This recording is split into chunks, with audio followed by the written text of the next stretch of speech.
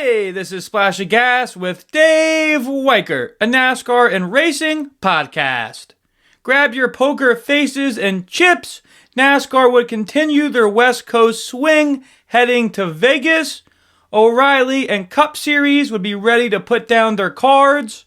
Saturday, it would be the O'Reilly Series as the regulars of Austin Hill, Jesse Love, Justin Allgaier, Sheldon Creed, duel as several Cup drivers of Kyle Larson, Chase Briscoe, Cole Custer, Connor Zilich all jump down for this one. Then the Cup drivers come to the table on Sunday. Denny Hamlin, Kyle Larson, Christopher Bell, William Byron, plus all the regulars get ready to throw down. That wasn't all the racing action from Vegas. Several of the NASCAR drivers of Ty Gibbs, Corey Day, Kyle Larson would be on the dirt track for the high limit season opener from Las Vegas. Yellow flag, green flag, paint scheme of the week, history time, discussions with Dave, interview with Cup Series driver Zane Smith, then O'Reilly Series driver Sheldon Creed, predictions for Darlington, and so much more on this episode of Splash of Gas. As always, we're sponsored by Magical Travel with Dave, aka Disney Dave Weichert, my father. He will be able to help you with all your Disney and Universal vacation needs. And please make sure you follow all the Splash of Gas social medias for midweek and on-track updates. Instagram, Facebook, and YouTube are all Splash of Gas with Dave Weichert. Now for the O'Reilly Series recap from Vegas. O'Reilly would be ready to rumble on Saturday evening. Sam Mayer would win the pole after qualifying. Him and Kyle Larson bring the pack to green. After two early yellows, Mayer and Sheldon Creed restart. Mayer would get the lead. A lap 34, Justin Allgaier would pass Sam for the top spot, and Justin Allgaier wins stage 1. Jesse Love and Taylor Gray restart for the middle stage. Love would clear and lead. Jesse would do the same after a yellow on lap 58. Allgaier again comes from behind Jesse Love and passes him on lap 66 and wins stage 2. Jesse and Allgaier restart for the third and final stage. They would each take turns leading before a yellow on lap 118. Everyone pits. Taylor Gray and Sheldon Creed restart. Two more quick yellows follow on lap 132, then again on lap 148. Brandon Jones and Anthony Alfredo restart with just 46 laps to go. Jones gets the jump, but gets passed by Kyle Larson going into turn 3. With less than 30 laps to go, Kyle Larson would have over a 1 second lead on Sammy Smith in second. 15 to go, the lead by Larson would be over 2 seconds. The rest of the race stays green. Kyle Larson goes on to win the O'Reilly Series race Saturday night in Vegas. Now for trivia question time. This episode's question is, who was the first driver to win consecutive NASCAR Cup Series championships? Answer at the end. Now for the Cup Series recap from Vegas. Cup Series will be ready to deal their cards on Sunday afternoon. Christopher Bell wins the pole, being fastest in qualifying. Him and teammate Denny Hamlin bring the field to green.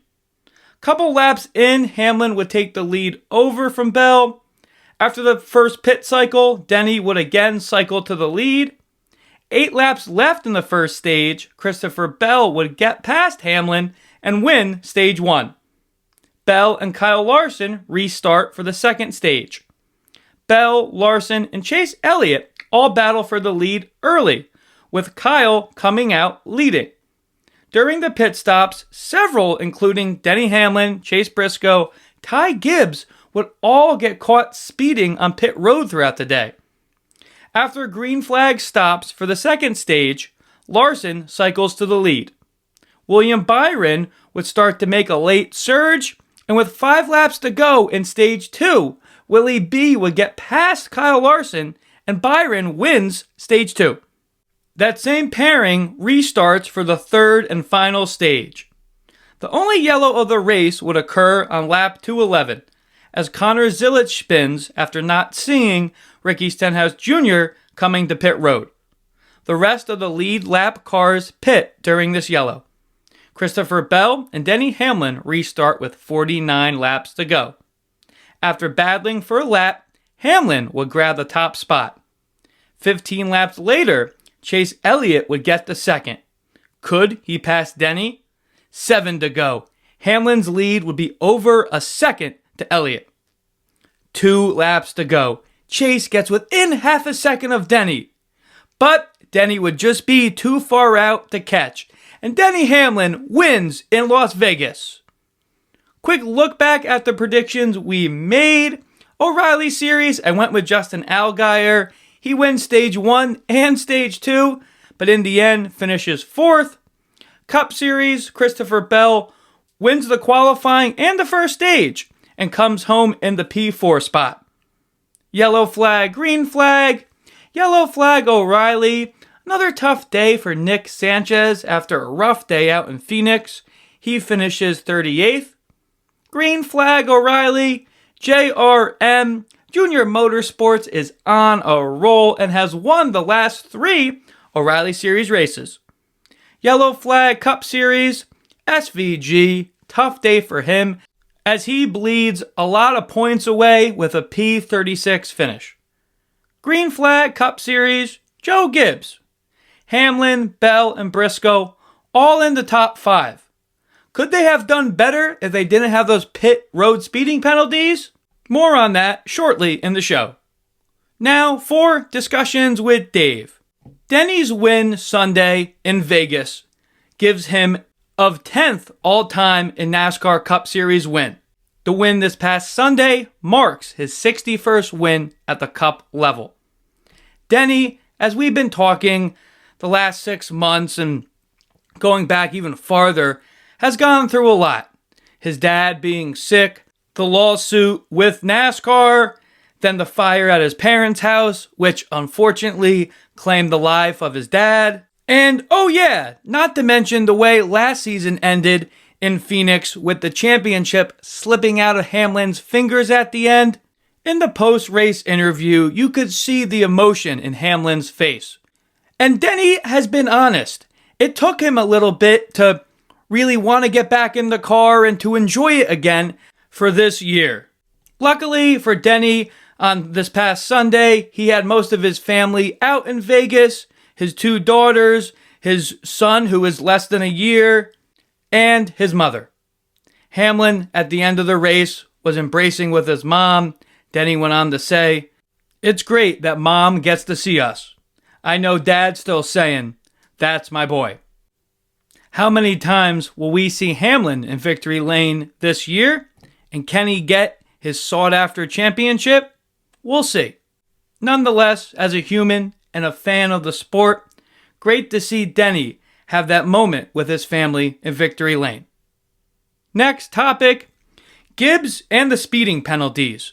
Denny Hamlin was a victim of one early, same with his teammates Chase Briscoe and Ty Gibbs. Mid-race, when these penalties were given out, a lot of speculation that the numbers, the tachometer readings that Joe Gibbs had were incorrect. Ty Gibbs came on the radio and said, "Hey, I hit my marks, but still got the penalty."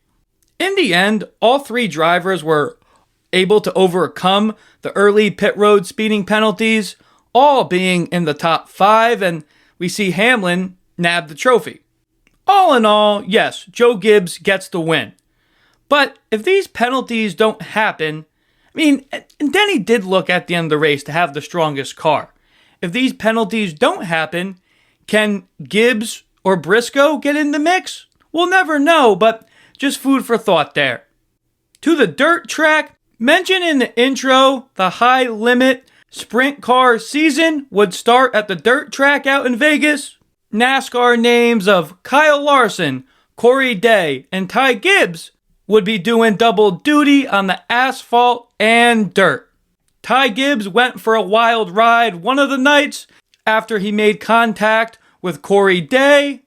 We know Day and Larson are the big two NASCAR standouts from the sprint car side of things. Ty Gibbs, as we saw from his racing this winter, has been slowly dabbling in the dirt side of things. Glad that Ty is okay after the flip. Him and Day had a long discussion afterwards. Nothing confrontational, but more Day going over dirt craft with Ty Gibbs. How far is Ty Gibbs going to go with his dirt racing? Sure looks like he has a big interest in it. Last topic on discussions with Dave, part 1. Was Vegas a boring race? Stage 1, Stage 2, cautionless. Yes, green flag pit stops. Very exciting at times.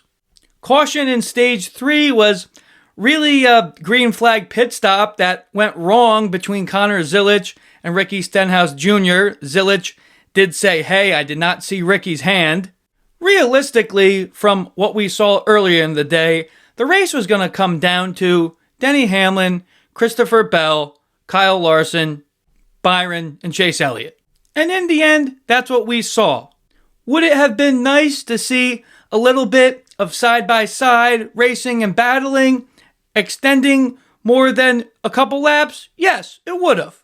As a NASCAR fan, do you want every race to be a nail-biter waiting for the fireworks to go off?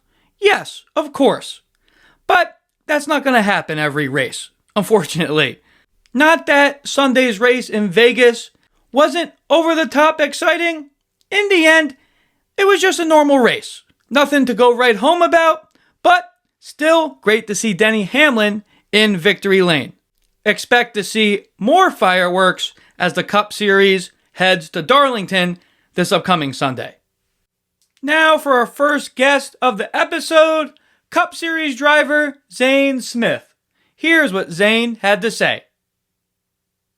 Next guest we bring on the splash of gas, the driver of the 38 Ford in the NASCAR Cup Series is Zane Smith. Thanks for joining the show, Zane. Yeah, thanks for having me. Yeah, of course. You've been in the sport for a number of years now. Before we get into the recent action, I mean, you climbed into the sport part-time, Junior Motorsports 2019. How were those early years getting your footing in NASCAR itself? Yeah, I mean, to say the least, it was kind of a dream come true. And how I approached the sport when I was younger is, man, like if I was able to, I mean, when you're a kid and throughout the ranks, everyone wants to make it to racing on Sunday and competing at the highest level, of course. But at the same time, I looked at it as, man, if I could make it to the top 3-tier series, which is obviously Craftsman Truck Series, the O'Reilly Series, and the Cup Series, to where you can make a living at it, I'm like, man, I would be A-okay. and that's just, how I looked at it. And a lot of my early career in the top 3 ranks was a lot of unknowns, what the next year was going to look like, and just really approached it one opportunity at a time. And it started out with JRM, I think you might have said it like 8 races or something like that. And that was a lot of fun, but at the same time, I wish I had more experience with that opportunity. A lot of those races were my very first time at those tracks, and some of pretty much my first mile and a half, which is challenging to do that at the time, the Xfinity Series, and and so just try to learn as quick as possible, and had a few top 5 runs, and I remember something happened at Richmond, and I got a kind of like a bonus race that they gave me, which was Phoenix. And it was, I think, like the second to last race of the year or something like that. And we ran top 5, I think, like finished 4th or 5th. But at the time, Maury Gallagher had a Xfinity car, and he, I guess, got to see that run and wanted to give me an opportunity in the Truck Series, which I loved the Truck Series, and kind of my first, I guess, start was for DGR, which is now kind of Tricon, and the 54 truck in, I think, like 2018. And I think we finished like 5th at Gateway. And so, yeah, it was cool to like kind of get back in a truck. I don't think it was supposed to be full time, but I remember like telling myself with the playoff format, I'm like, man, if I can win and get into the playoffs, I feel like I could kind of force their hand into making me full time.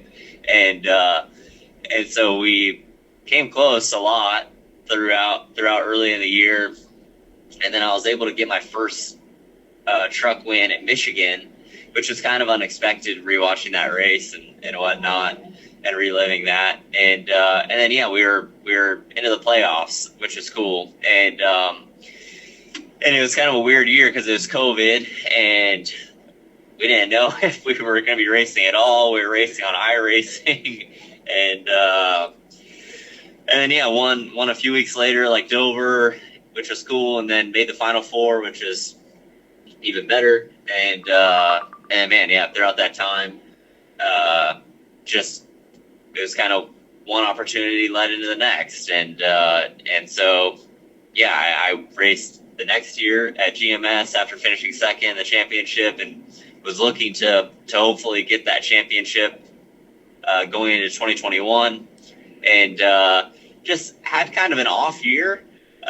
Still a lot of good runs, but not as many wins as expected, I want to say. But was able to win Martinsville, get into the Final Four, and yeah, that felt great. But unfortunately, I finished second again in the championship, and at that time, I had a contract with the Cup team, and the Cup team was Chip Ganassi Racing to possibly go into the one car. Well, Trackhouse had acquired Ganassi at the time, and it kind of left me in a weird spot to where just finished second in the championship, fell short of it. I felt like, man, my career was going to show like so much promise of like, man, I had this clear path in a sense, and it just kind of got wiped away when once Trackhouse had kind of bought Ganassi, and I thought I was going to go in the one car, and so basically my fallback plan was like, I'll race truck again. Well, GMS at the time was going, which is now kind of legacy, was then going to Cup racing and not really truck racing anymore. And so that left me kind of without a spot. And man, it was scary. Yeah. And so fortunately I had a few offers from different truck teams, and one that stood out to me was Front Row Motorsports to go into the 38 truck. And it was really interesting to me because I was going from like a 4 or 5 truck team to like a 1 truck team, and I knew they had Cup cars. The truck team was like also on the shop floor with the Cup cars, so like it was just a different look and dynamic. But it was a long contract. I signed in 2022, and it was supposed to end in, I think, 2026, and eventually they would put me into a Cup car. But I knew the potential that team had and whatnot, and but didn't know what to expect. And I kept getting asked what my expectations are. I'm like, man, I don't know. It'd be great to make the Final Four again. And we'll start with that. And man, we started out our year with a win at Daytona, and then won Coda, Kansas, and then made the Final Four, and then ultimately won the championship in 2022, which was awesome to finally accomplish that. And then, then that just kind of, I felt like really re-sparked my name.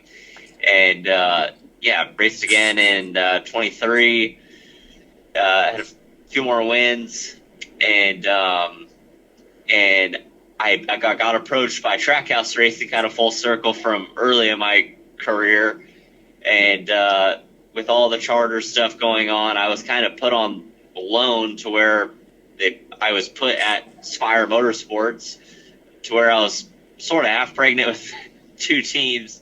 But but I was still getting Cup experience, and I was supposed to go into a Trackhouse car if a charter was found, and unfortunately, just changes happened, and I didn't fall into that spot, and once again, I felt like my path that was kind of painted out was kind of washed away again, and I actually was driving home after being told I wasn't going to be at Trackhouse next year, and I got a call from Bob Jenkins, and he asked if I was all right for next year, and I was like, man, I was actually just fired, and so then came the opportunity to he wanted to sign me to a 1-year contract, and if I performed well, then he would pick up an option that was for 2 years, and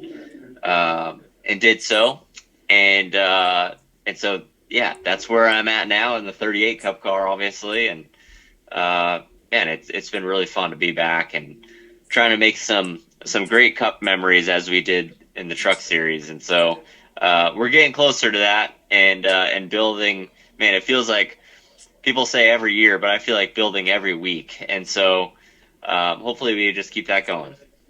Awesome. Thanks so much for breaking down the path to Cup Series. Definitely not a straight road, but eventually you come back to front row and having another good full-time year with them. So really appreciate you breaking down all those ins and outs. You just talking about Front Row Motorsports. You have other Cup teammates of Todd Gilliland, Noah Gregson, and then of course Chandler and Lane on the truck side. What's it like working with that group of guys?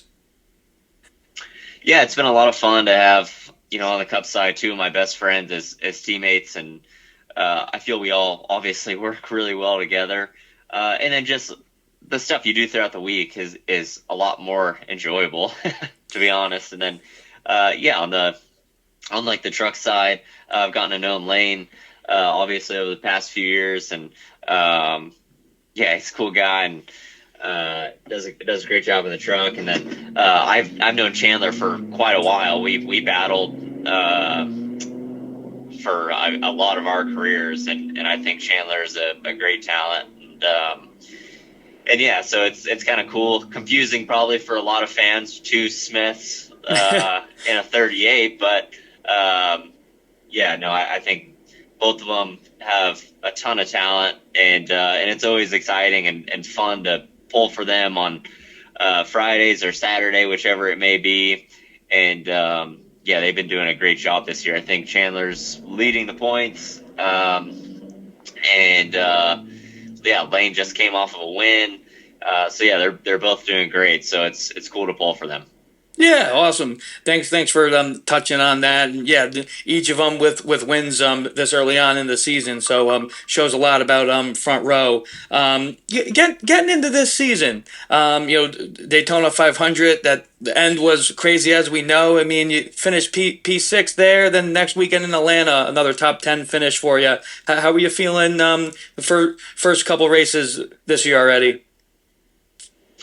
Yeah, I feel like we've honestly been off to a strong start. Had a shot to win the Daytona 500, got a stage win down there, then kind of backed it up down in Atlanta, took the lead and had a loose wheel, which was unfortunate, but still got a good finish. I think we finished 7th in Atlanta, restarted 8th late in the race at Coda, and unfortunately got wrecked, which kind of ruined our streak of top 10s there.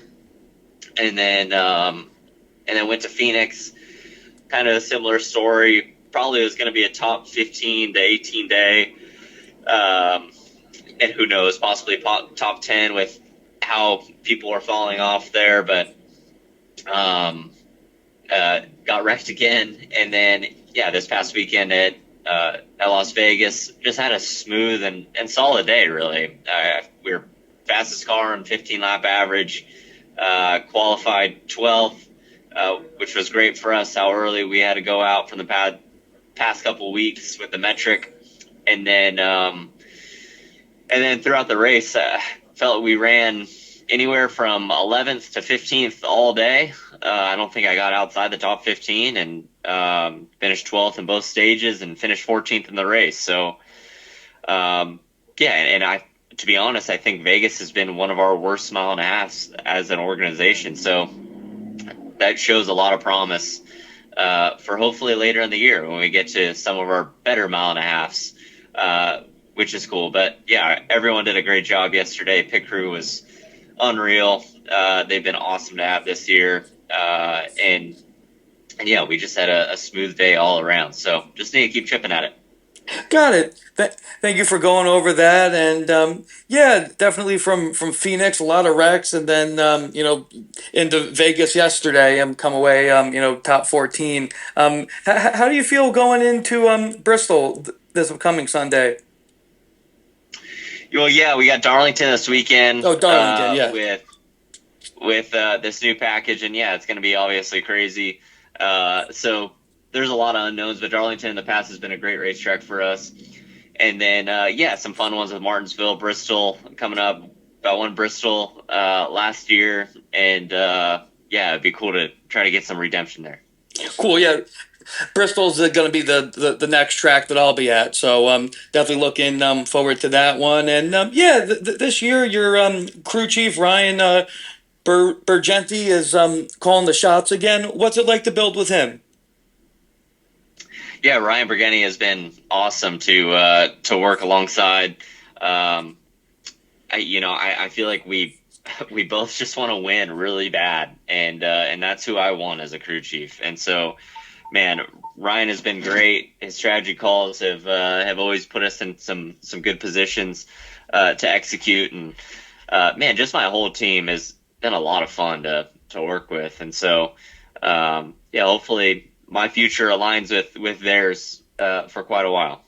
Awesome. That's great to hear. I do like to ask this question. I mean, you've been in the trucks and then in the Cup. When I was, heard Lane Riggs compare the truck a lot more to the Cup car compared with now the O'Reilly car. I mean, what's it like, driving a Cup or a truck compared to the Cup car?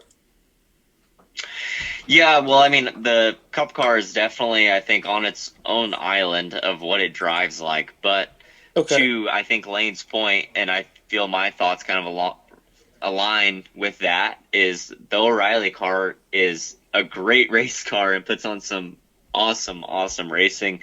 But at the same time, it drives nothing like the Cup car.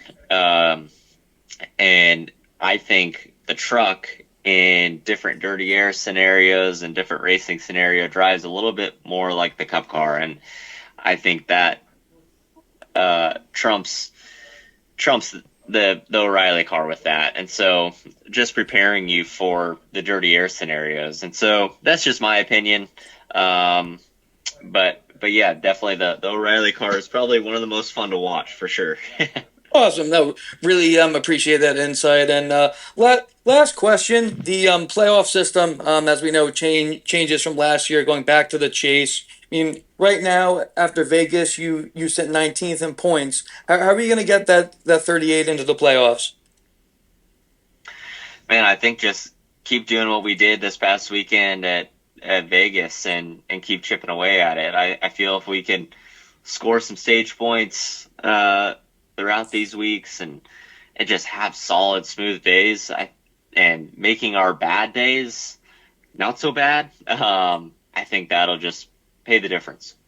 Got it. That's where you can maximize. And no, you have a busy schedule, and safe travels to Darlington this weekend. And hope to talk to you soon, Zane. Really appreciate the time, man. All right, thanks, Ed. Yep, thank you. Great to talk to Zane. Such great breakdown early on in his career that he was going over. Really appreciated that. Now for NASCAR history time, Darlington. September 3rd, 1951, the second running of the Southern 500 featured an incredible 82 entries, making it the largest starting field in NASCAR history. When the long and grueling race concluded, Herb Brooks outlasted the massive field to claim the win. I've gone over this particular race in Darlington several times in seasons past. Just as a NASCAR history lover, 82 cars in a field, that's mind-blowing in today's racing. Another oldie but a goodie to touch on, September 6th, 1965. Ned Jarrett earned his only career win in Darlington, and he did it in an impressive feat, winning by an astonishing 14 laps ahead of the runner-up Buck Baker, making that win by Jarrett the largest margin of victory in NASCAR Series history. That record is never going to be broken. September 1st, 1985, NASCAR introduced a $1 million bonus known as the Winston Million, awarded to any driver who could win 3 of the sport's 4 crown jewel races in a single season. That year, the immensely popular Bill Elliott made history, becoming the first driver to claim that bonus. Starting on the pole, Elliott drove a strong race and ultimately edged out Cale Yarborough in a thrilling run to the finish line, sealing the victory and securing the historic $1 million prize and earning the nickname $1 Million Bill. Now for paint scheme of the week, we're actually going to throw it back to a paint scheme from last year for the Darlington Throwback Weekend. And don't worry, folks, this isn't the last time on this episode that we're talking about paint schemes. But last year in Darlington for Throwback Weekend, Kyle Larson and the 5 did a throwback to Terry Labonte's early 2000s Kellogg's paint scheme. That car had Tony the Tiger on the hood. A cool one to touch upon. We'll go over a whole lot more paint schemes on Throwback Weekend on next week's episode. Now for Discussions with Dave, Part 2. More paint schemes. When NASCAR does its Throwback Weekend at Darlington, we see a lot of paint schemes from years past.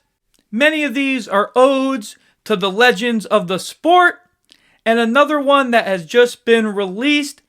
And there has been a lot of comparisons recently between these two drivers.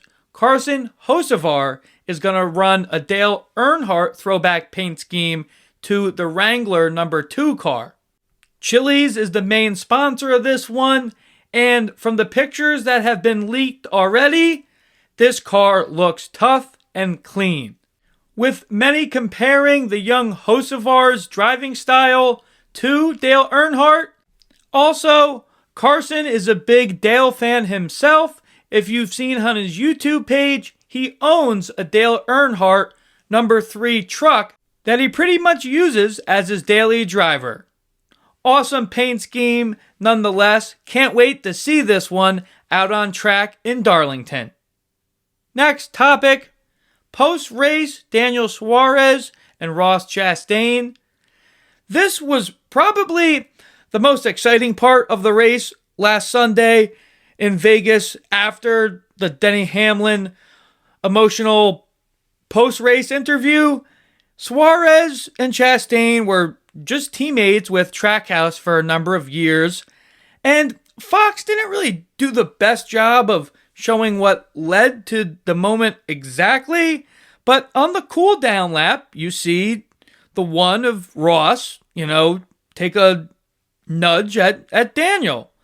And not sure exactly, like we said, don't know specifically what caused that, but Ross was annoyed at something, and with them being teammates for so long, it was kind of a head scratcher in all honesty. But when we had Daniel on the show a couple episodes ago, he was saying it was time for a change for him. So is that inferring or going a little bit too far to say maybe there was some bad blood? Who knows? That one definitely shocked me, and they almost came to blows. I mean, I'm watching it, and you see Suarez's back, and you see Chastain talking to him, and I don't know if obviously they probably said something that wasn't too nice, but I mean, Chastain flinched and was kind of like, no, I don't know, just a weird look. It probably, from what happened on track, to what transpired after. I mean, Chastain kind of did look like the bad guy there if you're going to pick sides. Wasn't expecting that to happen. I mean, does this spill over into more races throughout the year? Be interesting to watch that. Truck Series news for Darlington. Christopher Bell has been announced that he will drive the Halmar Friesen 62 truck. This isn't the first time that we've seen Bell drive one of their trucks. Don't see why Christopher can't get the 62 to the front of the pack. Last topic on DWD for this episode. After a tough day in Las Vegas, Kyle Busch comes on his radio and says, "We're effing dying." Let's look into that. KFB, after a hot start, believe it was 3 wins he got his first year with RCR, and things for sure have not been the smoothest since then. And this year is really not off to the best start. Right now, Kyle's average finish is just over 21.2. The season has just started, only 5 races in. And unfortunately for Kyle, the strong suits of RCR, super speedways, and some of the short track stuff. I mean, the super speedways, he did win the pole in Daytona for the 500. He finishes that 15th. Next weekend in Atlanta, gets into a wreck. And then Coda does finish 12th, which happens to be his best finish. And RCR isn't especially known for the road course stuff. And Phoenix 17th and Las Vegas, they just missed it on the 1.5 miles, unfortunately. Qualifies 24th and comes home 28th, so gives up 4 spots from where he started. And from his radio, Kyle's quote, "We're effing dying," shows that he did not have the best feeling peace out there in Vegas. What will they do to change this? It's not like his teammate Austin Dillon is having a 5-star season also. Can Kyle make a swing in Darlington, or will he slip further on the playoff depth chart? That wraps up this episode's edition of Discussions with Dave. Now for our interview with O'Reilly driver Sheldon Creed. Very exciting to hear from Sheldon after he won in Atlanta. Next guest we bring back on the Splash of Gas has had an exciting start to his 2026 season. None other than Sheldon Creed. Congratulations on the win in Atlanta, and welcome back to the show, Sheldon. Oh, thank you. Yeah, of course.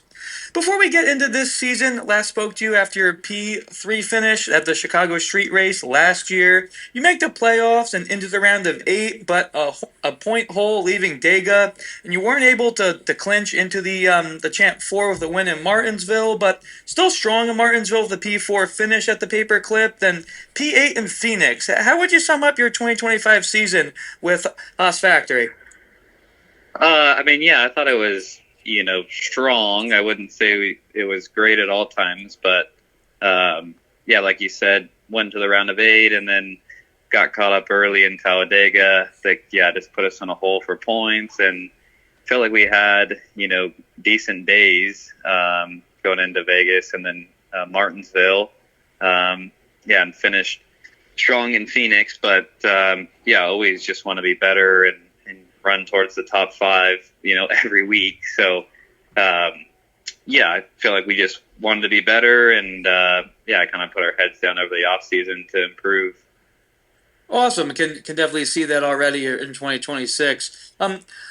Last year was your first year, full season, or last year was your first year with Haas Factory. Not looking to give any secrets away, but from the start of the year to the end, you just mentioned that you guys felt strong. Was there some things, where did you think you improved?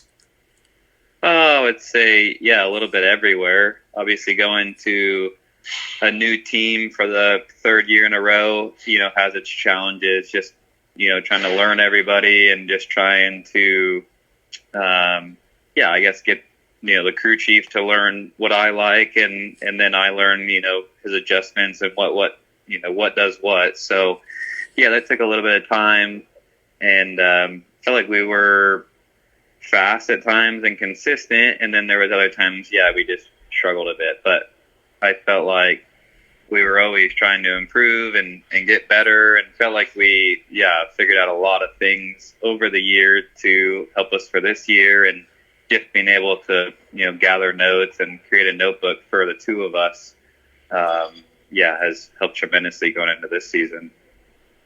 Got it. Appreciate those details. As you mentioned, you've been switching teams for 2026. Haas switches from Ford to Chevy. I know for a driver it can be a minor change, but how has this manufacturer switch been this go around? Yeah, manufacturer switch has been great so far. Hendrick Motors, they just do a really good job in the engine shop for us. Lots of power. And I don't really know if there's a bunch different with the body. Obviously, the O'Reilly cars, they're pretty much all the same car to car, other than like the nose and a little bit of the tail. But just tons of power, and just seemed to kind of elevate our game a little bit. Awesome. That's great to hear. Had Jeremy Clements on last week, and he was speaking highly of the stuff you guys have with Haas, with his partnership with you guys. After a long night in Daytona, the following weekend you head to Atlanta. Prior to this year, you've had 2 top 10 finishes in 8 previous trips to Atlanta. You qualified 4th, 6th in stage 1, 9th in the second stage. How are you feeling early there out in Atlanta? Yeah, I mean, I felt really good on the short runs, and I kind of got myself to the lead a few different times throughout the stages, and then I was just getting free or loose towards the end of every run, and just struggled to stay wide open and be able to like make moves and go to the bottom. So would kind of go into defense mode at the end of those runs. So just was being asked to be tightened up. And then the way the last stage played, just with cautions, and we were all able to get tires there. And I felt like my crew chief just made good adjustments to our car to where I didn't get free at the end. And I was able to be in a spot where I felt capable of winning. And then, just it all went my way there the last couple laps. I think the top 4 or 5 of us, if we all make, 1 to 2 decisions differently, maybe somebody else wins. But that's why those places are so hard to win. It's just circumstantial and trying to put yourself in the right position. And it went my way. Got it.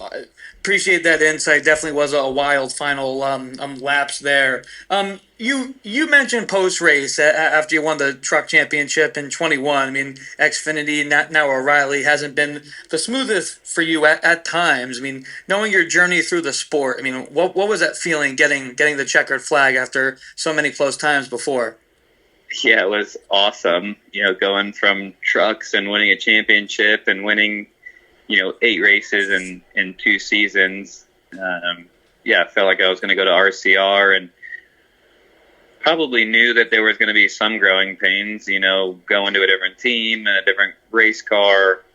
Was going to have to figure it out. But struggled for whatever reason. Just had speed at times, but just wasn't as good or as fast as I wanted to be. Always. So then kind of went on a little team manufacturer tour and ended up here at Haas Factory, which has been great so far. I fit in really well, and just the guys that all work here and the team on the 00, we all get along really well and feel like everyone works together really well. So it's been a great experience, and being able to help build some speed, and now having a second year with this team, getting to kind of see, everything that we've worked on for the last year come to fruition. Yeah, it seems like for you and your teammate Sam Mayer, for sure, definitely building on that notebook, as you mentioned, from last year. And remember seeing you after you won the Daytona or the Super Truck race in St. Pete at the beginning of 22, and really just thought the sky was the limit, but really just so happy that you got that win, as I was saying before we started recording. Sure, the list of people giving you congratulations was a long one. As a fan, and the way things ended for you at RCR, especially after Martinsville that year, I didn't realize that you and Austin Hill were still buddies, and he spoke very highly of you post race. I mean, what was it like to celebrate with him and just with all the people that reached out? Yeah, no, it was awesome. Obviously, we had our little pass there after Martinsville, but we were really good friends before then. We have kids similar ages, and we always hung out, away from the racetrack. So yeah, we didn't talk for probably a few months after that, and then, slowly kind of started talking again and became friends, or wouldn't say became friends, but kind of rekindled our friendship. And yeah, we race each other hard, and all that. I feel like after a few months, that was just all in the past. And we just agreed to move forward. So, yeah, that was awesome. The way he reacted, and yeah, we got to celebrate, and he came over and enjoyed it with us. So that was a lot of fun. And then, yeah, a ton of people reaching out. I think it took me a few days to get back to everyone. There was hundreds. So just, it was really cool to see that, and everyone in the sport that was happy for our team. I think everyone just knows how hard it is when you live in it, and then just to see how close I was so many times, and to not win just made it, I guess, that much more special. For sure. Saw you on the past couple, or the several days after that win. The Dale Jr.'s podcast, LaJoy's show, and just everyone, the support for you after that win was really awesome. It says a lot about you as well. Getting into this most recent action, last weekend O'Reilly was out west in Vegas. Those Haas cars were fast from unloading. Sam wins the pole. You qualify third, get stage points, and come home with a P3 finish. I mean, right behind Cup guys of Briscoe and Larson. How would you sum up your day out in Vegas? Yeah, I mean, overall, a solid day.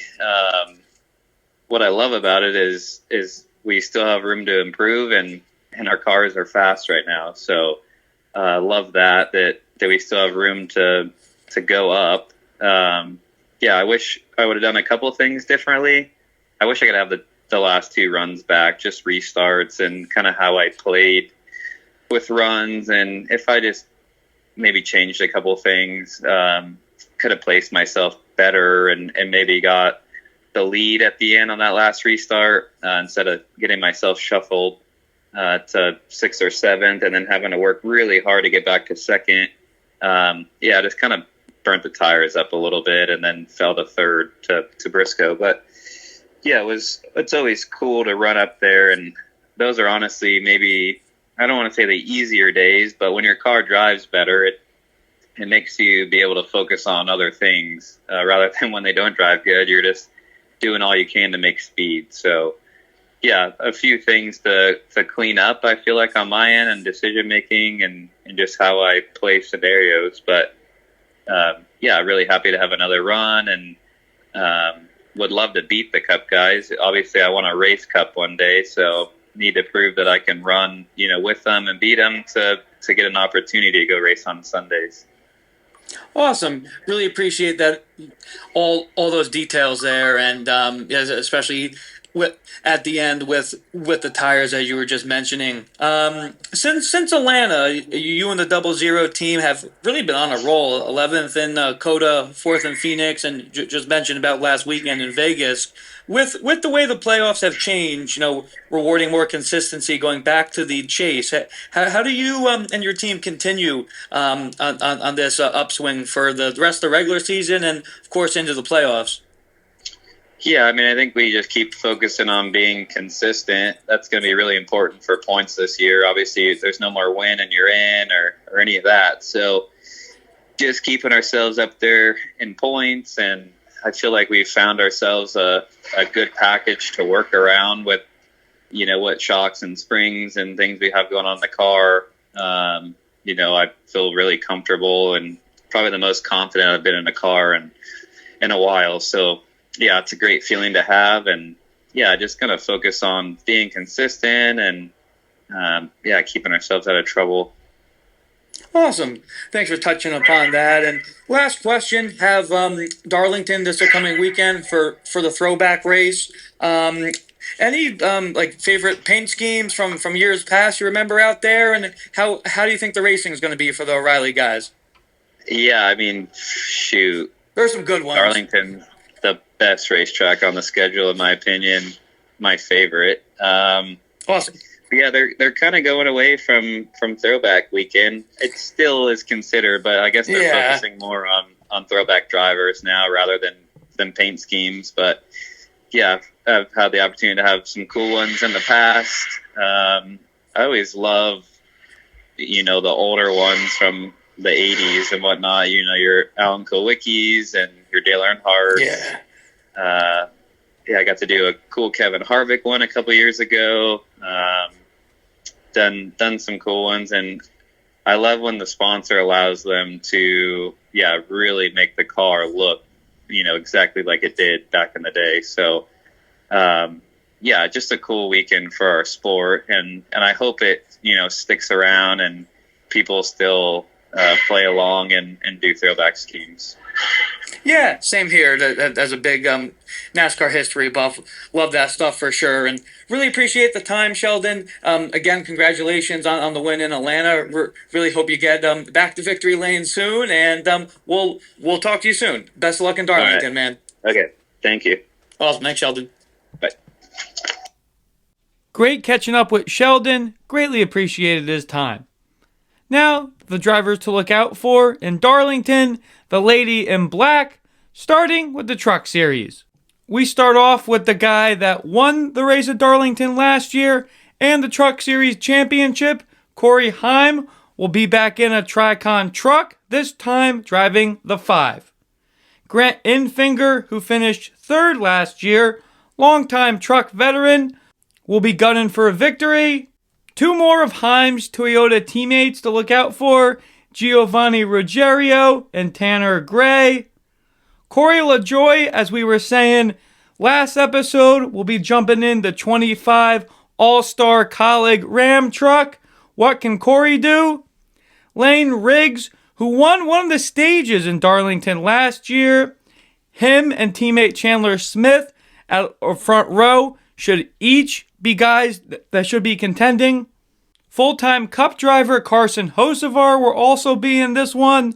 Last but not least, 2024 truck champ Ty Majeski. Now for the O'Reilly Series side of things. We just heard from him. He won in Atlanta 0-0 of Sheldon Creed. He should be up front and contending on that hot streak we were just talking about. Carson Quappo finished 5th in Darlington last year.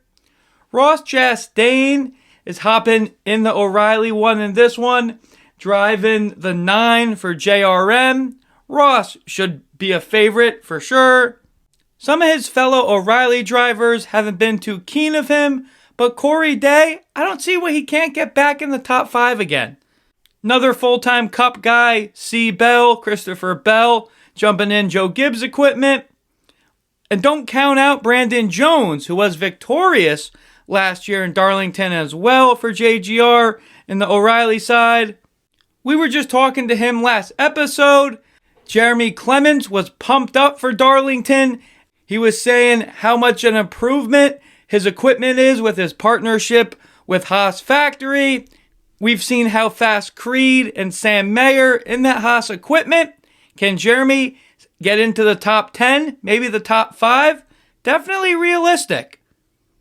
Now, for the drivers to look out for at the Lady in Black Darlington Cup Series. We start off with the guy that has the most Cup Series wins at Darlington. He just won last week, Denny Hamlin. Staying on the trend of past winners, there are 3 Cup drivers driving Sunday that have won 2 Cup races each at Darlington. Chase Briscoe, Eric Jones, Brad Keselowski. All guys that can be in contention. And there are 4 guys that have 1 win at Darlington underneath their belt. Kyle Busch, William Byron, Kyle Larson, and Joey Logano. Can Busch turn things around for him and his team at Darlington? We'll find out. A few guys that haven't won at Darlington before to look out for: Tyler Reddick, Bubba Wallace, John Hunter Nemechek, and hey, AJ Allmendinger was 5th there last year. Can he get back into the top 5? We'll find out. Now for Fast Davies bets, starting with the Truck Series. Top 5 for Tyler Ankrum. Think that's realistic. O'Reilly, top 5. Just talking about him. Other drivers have recently called him a hack, but give me Corey Day, top 5. That car is going to be quick. Cup Series, top 3 for Chase Briscoe right now is plus 250. He went on to win that race last year. Nice odds there for the top 3 for Chase. Now for trivia answer time. This episode's question is: who is the first driver to win consecutive NASCAR Cup Series championships? Answer is Buck Baker. Won in 1956, driving a Chrysler for team owner Carl Kaghafer. And then again in 57, driving his own Chevy.